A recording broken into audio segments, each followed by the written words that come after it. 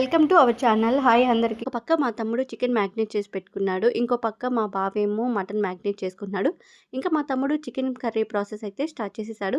ముందుగా కడాయిలో ఆయిల్ వేసుకొని పచ్చిమిర్చి, ఆనియన్, టమాటో ఫ్రై చేసుకున్నాడు. తర్వాత మ్యాగ్నేట్ చేసి పెట్టుకున్న చికెన్లో ఉన్న వాటర్ అంతా పోయేదాకా ఉడికించాడు. తర్వాత కొంచెం వాటర్ వేసుకొని చికెన్ అయితే బాయిల్ చేసుకొని ఇంకా మసాలా వేశాడు.